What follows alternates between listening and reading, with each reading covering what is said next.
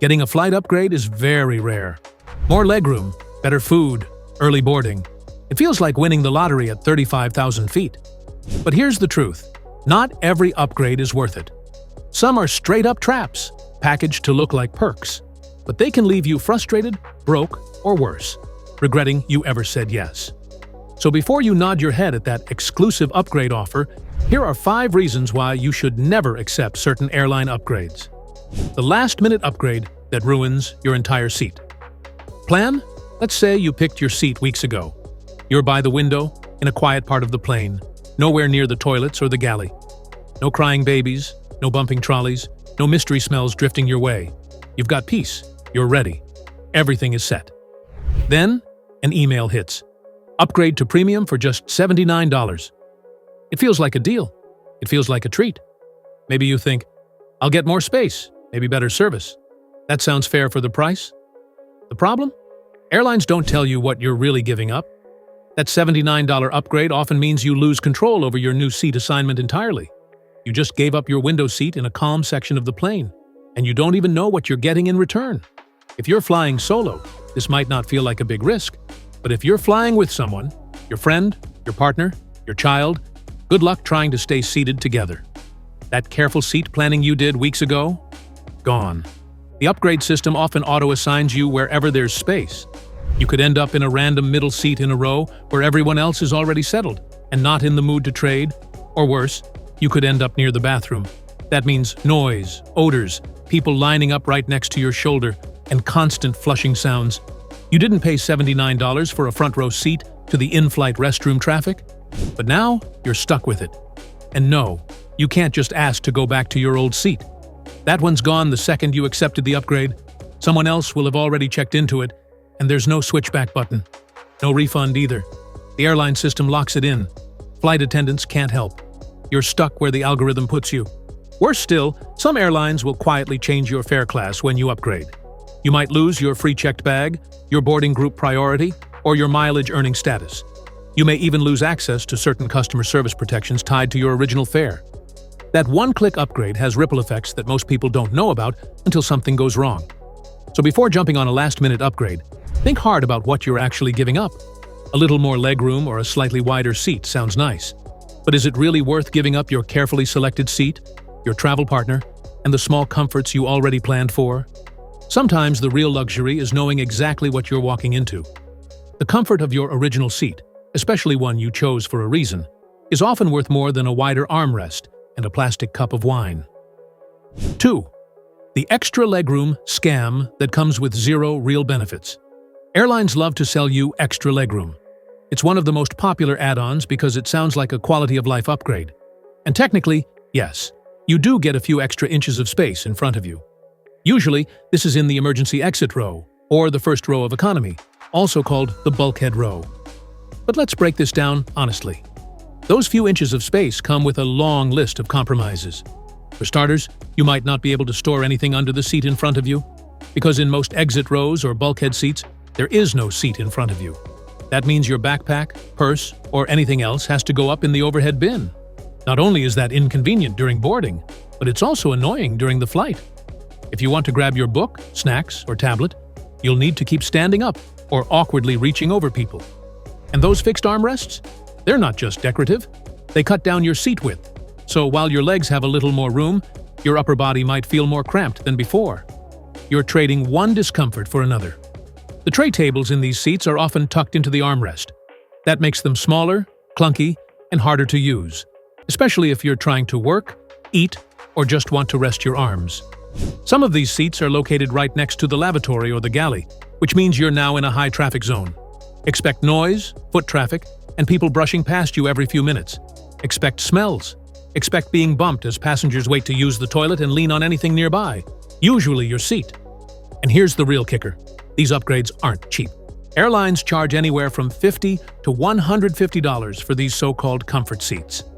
That's real money for a seat that's only marginally better, and in some ways worse, than what you already had. Unless you're especially tall or have a medical need for the extra legroom, this upgrade is usually just a clever way for airlines to squeeze extra dollars out of passengers. The photos online make the seats look roomy and luxurious, but in reality, They're just regular economy seats with a little more space and a lot more trade-offs. If you really want comfort, you're better off choosing a normal seat that's away from the lavatories, not in a high-traffic zone, and lets you keep your things at your feet. Quiet aisle or window seats in the middle of the plane are often far more comfortable overall, and they don't come with the restrictions or hidden costs that extra legroom seats do. So don't fall for the illusion. Not every upgrade actually makes your flight better. 3. The free first-class trial. That's not really free. Some frequent flyer programs like to throw around the word complimentary as if it's a gift from the heavens. They'll say you're getting a free upgrade to business class or even first class, all because you've been loyal or flown a certain number of miles. Sounds generous, right? But the moment you dig a little deeper, you realize that in aviation, nothing is ever truly free. The trouble starts when you accept the upgrade. What should be a simple seat change turns into a domino effect of annoying problems. For starters, your checked baggage allowance could suddenly vanish or shrink. That upgrade you just accepted? It might switch your fare class without warning. And now, instead of checking a bag for free like you did with your original ticket, you're suddenly charged $60 or more. Just because your seat changed doesn't mean your perks followed you. Next, say goodbye to your meal preferences. If you're someone who took the time to request a vegetarian, kosher, halal, or allergy-safe meal, don't assume it's coming with you to that new seat. Upgrading to a new cabin often wipes your special requests from the system. You'll sit in your fancy seat with nothing but a dry bread roll and a shrug from the flight attendant. Your frequent flyer miles or credit card travel benefits might disappear. If the airline reissues your ticket in a different fare class, which often happens during an upgrade, your original fare's point-earning rules might no longer apply. You thought you were earning big rewards for flying business class? Think again. Some passengers actually end up earning fewer miles after upgrading, not more. And here's the worst part, the one that gets the most people. These complimentary upgrades are often one-way only. So you enjoy the luxury and legroom on your way out, sipping champagne and pretending you've made it. But on the return flight? Boom! You're shoved back into basic economy. No seat choice, no carry-on perks, no snacks, just cramped knees and a bad attitude. And don't even try to complain, because the upgrade was free, remember? In the end, what looked like a luxury treat becomes a bait and switch. You traded comfort for a confusing mess that messed with your baggage, meals, miles, and overall trip. If you really want to fly in first or business class, don't play airline games. Just buy the premium ticket up front so you know exactly what you're getting. That way, you keep your benefits, your miles, your preferences, and your sanity. But if you accept a so-called complimentary upgrade without reading the fine print, you're not flying high. You're falling for a trick. The upgrade that cancels your refund option. Here's something airlines don't advertise, but should. Some upgrades kill your ability to cancel or change your ticket. Just like that. No warning, no alert. One click, and your flexible ticket becomes a trap. Let's say you were smart. You bought a flexible fare, maybe spending a little more than the cheapest option so you could cancel or change it later if needed. That's peace of mind, especially if your plans are uncertain. Then the airline sends you a tempting message. Upgrade to Comfort, Plus for just $59. Or maybe it's extra legroom seat, limited time offer. You think, why not? You click accept. And without knowing it, you've just destroyed all that flexibility you paid for. That simple upgrade converts your refundable, changeable fare into a non-refundable one. And the airline won't shout it at you. They won't say, hey, this will ruin your refund option. Instead, it'll be quietly mentioned in a block of fine print or a tiny checkbox you skipped right past. Now imagine the day before your trip. Something happens. You get sick. A work emergency comes up. Your plans fall through. You go online or call the airline to cancel, only to hear those dreaded words. Sorry, this fare is now non-refundable. Suddenly, that $59 upgrade feels like the most expensive mistake you've ever made. You're not just out a few bucks, you're out hundreds. And the airline won't budge because from their side, you made the change. You voluntarily gave up your original ticket and accepted a new one. So their hands are clean. This kind of trap happens more than you'd think. Airlines know that people love comfort, so they dangle cheap upgrades without telling you what you're trading in exchange. But those upgrades aren't just cosmetic. They affect your ticket's fare class, refund policy, and rebooking rights. Before you accept any upgrade, paid or free, pause and check what it does to your original booking. Does it erase your refund eligibility? Does it convert a refundable ticket into a restricted one? Does it change your fare type completely? If the answer to any of those is yes, then that upgrade isn't just a bad deal. It's a total trap. So remember, sometimes upgrading isn't a step forward. It's a step into a hole you didn't see coming. The overhyped lounge access upgrade. Some airlines offer upgraded lounge access with your ticket. It's often paired with other perks, priority boarding, extra baggage, or a business experience bundle. Here's what they sell you: quiet space to relax before your flight, premium food and drinks, high-speed Wi-Fi, comfortable chairs and maybe a shower. Sounds incredible, right? But here's what they don't tell you. Not all lounges are created equal. Some are overcrowded and feel like a bus terminal with better chairs. During peak hours, you might struggle to even find a seat. There goes your peaceful space. Food is often limited to snacks, soup, or sad-looking sandwiches. It's not a buffet. It's not gourmet. It's whatever they can reheat and plate with a smile. You'll be hungry again before boarding. Many airport lounges close early or open late, especially in regional or smaller airports. That means you might pay for access and not even get to use it. Some only allow entry 3 hours before your flight. If you're connecting, forget it. Wi-Fi? Often just as slow as the public network outside the lounge. And if the lounge is full, you're not streaming anything in peace. Showers?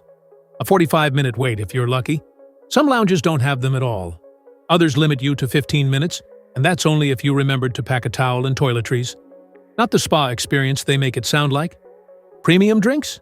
Yes, but only the basics are free. If you want a proper cocktail or top-shelf whiskey, that'll be an extra charge. Suddenly, your all-inclusive experience starts to look more like a bar tab. And the cost? Anywhere from $40 to $90 just for a few hours before your flight. That money could get you a real sit-down meal at the airport, a solid pair of noise-canceling headphones, or even a better hotel room if you're on a layover. That lounge seat might be leather, but it's not worth skipping dinner for. Plus, here's the real kicker. Many lounges today are offered through third-party companies. So even if the airline's name is on your ticket, the lounge isn't actually theirs. That means service is inconsistent, quality varies, and complaints go nowhere. Unless you're flying internationally on a long-haul business ticket or stuck at the airport for 6 hours during a delay, lounge access upgrades are rarely worth the hype. So, what should you do? Instead, the best strategy for flying smarter isn't to chase every upgrade. It's to understand your own travel priorities and build your trip around them. Ask yourself, do I need legroom or just a quiet seat near the front? Do I need luxury or just predictability? Will this perk cost me flexibility, money, or time? Start by managing your airport time better. Use apps like FlightAware to monitor delays and gate changes in real time. That gives you more control and less reason to sit in a lounge just to stare at the departure board. Bring your own gear.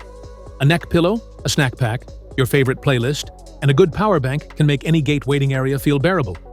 Don't depend on a lounge to provide basic comfort. Airlines are banking on you doing just that. Check your credit card perks. Some premium cards give you lounge access for free or through programs like Priority Pass. But even then, don't assume it's luxury. Read reviews of specific lounges at your airport. You'd be shocked how many are reviewed as dark, dirty, and depressing. If you really want comfort, consider day-use hotels inside the airport. Some terminals have sleeping pods, nap rooms, or spa showers for less than the cost of a lounge. You get real privacy. No elbow wars. No queue for soup. Here's what does make a difference. Booking early so you can choose the best seat without paying extra. Traveling light so baggage fees and overhead bin chaos don't stress you out. Bringing your own snacks, headphones, and entertainment. Checking the layout of your aircraft on sites like Seat Guru to avoid bad seats. Using frequent flyer points smartly instead of rushing to burn them on every flashy upgrade. Airlines are businesses. They know how to sell comfort and exclusivity. But they're also excellent at hiding restrictions behind shiny promises. Be the traveler who reads the details, knows the tricks, and chooses upgrades only when they're truly worth it. Don't let a free cookie and a quiet chair drain your wallet. A better flight time that comes with a hidden price. This one sounds innocent.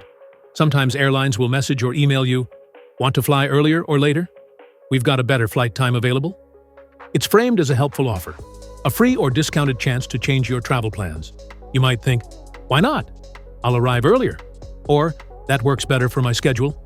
But here's what they don't tell you until you click accept. You're giving up your original protections.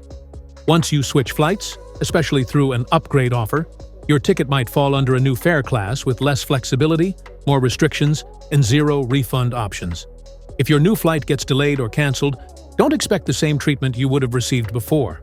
Some travelers lose their compensation eligibility, baggage perks, or even seat choices just from accepting a simple time change. And here's the sneaky part. Sometimes that new flight was never actually better. It may have a shorter layover that's risky, or less favorable aircraft, or it departs from a less convenient terminal. But because it was labeled as a preferred or better time, you assumed it meant a smoother experience. It's just clever rebranding. A downgraded option, disguised as a perk. What makes it worse? Once you switch, you might lose access to rebooking options if your flight is delayed or canceled. Customer support priority, especially if your new fare class is lower. Checked baggage allowances, especially if it moves you to a basic economy tier. Seat selection, leaving you stuck with middle seats or back row leftovers. Even worse? If you used points or miles on the original booking, changing flights could void some or all of those rewards. Or reset cancellation windows. Why airlines? Do this, it's not because they want to help you fly better. They're using this trick to balance their own flight loads. If one flight is overbooked, they'll tempt passengers to switch to less full flights under the illusion of convenience. But this isn't for your benefit. It's to solve their own scheduling problem, and they shift the risk to you. What should you do instead? Always research before accepting a new flight time. If you get a notification offering you a better option, ask yourself, is this flight on the same type of aircraft? Will I lose seat selection or other benefits? What's the cancellation or refund policy on this new flight? Does this new time actually suit my trip? Or is it just earlier, later for no real reason? Check forums, use flight comparison tools, and don't act fast just because the word upgrade is on the screen. Upgrades are tempting. They're built to feel like gifts, but they often come with strings you don't see until it's too late. Whether it's a seat with no window, a fare that suddenly becomes non-refundable, or lounge access that disappoints, some perks are better left untouched. So next time you get that alert on your phone, or that email promising an exclusive limited-time upgrade, take a breath. Ask questions. Read the fine print. And remember, not every upgrade is an improvement. Fly smart. Keep your cash. Choose comfort on your own terms, not theirs.